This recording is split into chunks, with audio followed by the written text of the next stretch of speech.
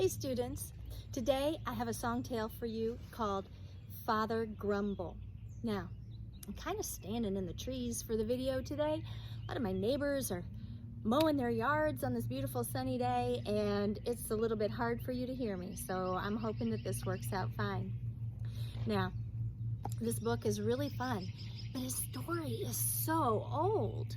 Do you know this story originated in England and Scotland back in the mid-1500s with King Henry VII. I had to think about those Roman numerals. If you're an older student, do you know how to write 7 in Roman numerals? I'll tell you. It's a V-I-I. So the V goes first, it stands for 5, and the I's each stand for 1. So it'd be 5 plus 1 plus 1 equals 7. All right. So if you want to figure out, older kids, how old that story is, how would you go about that? That's right. You would take the year it is now, 2020, and subtract 1550. The number you come up with is how many years old it is. You're subtracting 1550 because the book comes from the mid-1500s. So we're just going to estimate, and we're going to say 1550 was the year it is from. What did you get? 470? Me too. Good job. All right, before we get started on this, for the younger students, I do want to go through and define some of the vocabulary words. There's quite a few, so bear with me. I'm going to move forward and show you the first one. First vocabulary word in this story is wood. Now, I know you know what wood is. It's something that we use to make a table or that's in a tree, right? But the sentence says, there was an old man who lived in the wood. So did he really live in a piece of wood? No, that would be silly. If you look at the picture, you can tell it means that he lived out in the country. It's an old-fashioned way of saying out in the country. The next word is the word plow. If you look at this picture, can you guess what a plow is? Right, exactly. It's what we used before we had tractors to work the fields so that we could plant the crops to grow. The horses usually pull the plow, and the person sits behind the horses and helps tell them where to go. All right, on this page we see a picture of a big cow. And this cow's name is Tiny, which is kind of silly because are cows tiny? No, they are not. Do you know any people named Tiny? I think that's so funny. Sometimes when you have a really, really strong big man, they nickname him Tiny. It's kind of silly. I think that's what they did with this cow. We get milk from cows. Do you know what food group milk is a part of? That's right, dairy. Can you tell me 3 foods from the dairy food group? Oh, those are my favorite. Yum!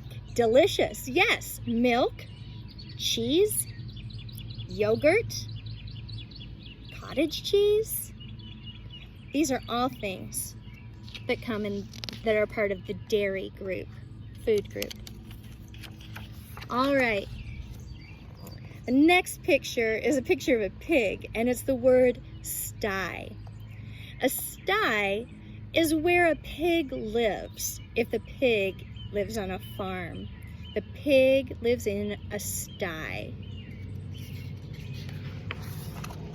On this page, we have the word lay. Now, if I just asked you, what does the word lay mean? You'd probably say, oh, lay down. And that would be right. But if we use the clues that the book is giving us in this picture, we know that in this way, lay means what a chicken does to lay an egg. Okay, so we're talking about chickens laying eggs. The other word on this page is spun. Do you see this lady up here with the spinning wheel? She's doing something called spinning yarn. And it used to be back in the old days, you could not go to a store and just buy a skein of yarn. You had to give a sheep a haircut. It's called shear the sheep. And then you would process all the wool that you cut off of the sheep and do many things to it. And eventually you would end up with spinning that wool into a piece of yarn. And you would use that yarn then to make your clothes or your sweaters, your scarves. All right.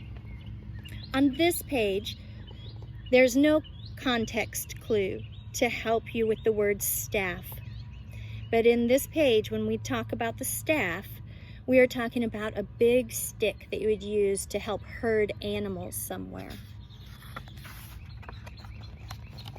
On this page, we have the word will.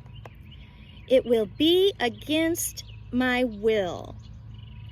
That means against your wishes. Like, you might clean your bedroom because your mom told you to, but it was against your will. It was not something that you wanted to do. Can you think of something that you did because it was the right thing to do, but you didn't want to do it? It was against your will? Tell me. That's a great answer. All right.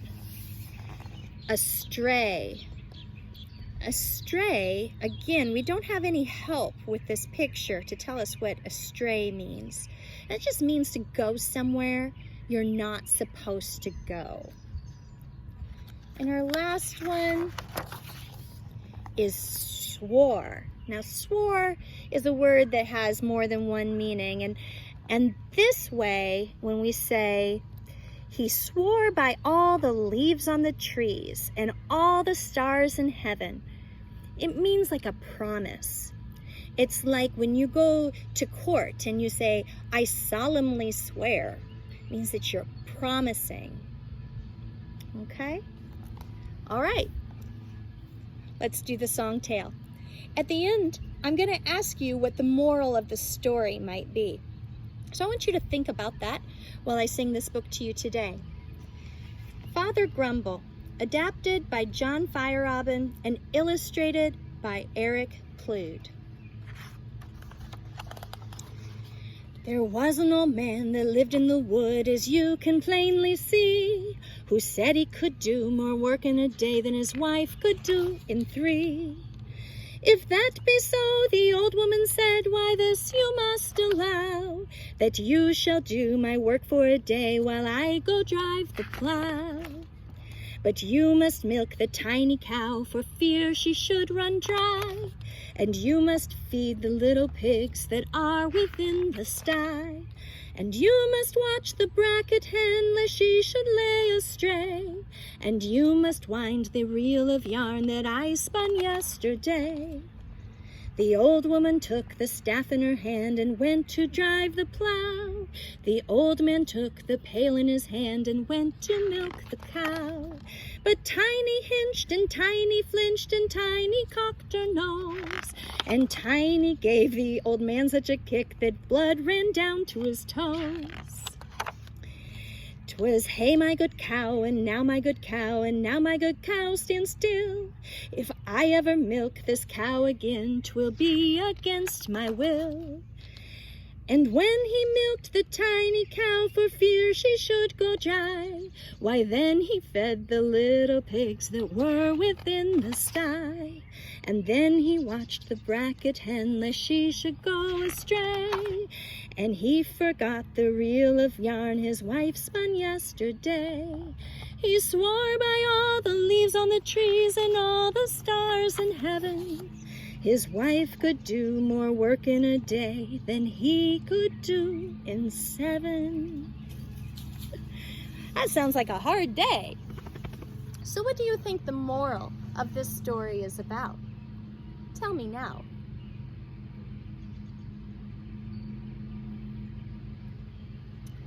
Very good, very good. So the moral of this story, to me, means the grass is always greener on the other side. Have you ever heard that phrase before? It means no matter how good you've got it, you always think somebody else has got it better. Well, usually, if you are given the chance to switch places with that person, you find out they don't have it nearly as good as you thought they did, and you'd rather go back to what you had before. So that's what they mean. The grass is always greener on the other side. You always think somebody else has it better than you. The man in this story thought the wife had it easier, and he wanted to switch places with her. And he found out her work wasn't as easy as he thought. Can you think of a situation where you thought somebody else had something better than you, and then you discovered that you had it pretty good and that it wasn't better on the other side? I hope so. That's how it usually turns out. You can't really know what a person has until you walk in their shoes, and usually if you do, you pretty much miss what you used to have. All right. Well, boys and girls, I hope you enjoyed that song tale, and I will sing you another one another day. Take care.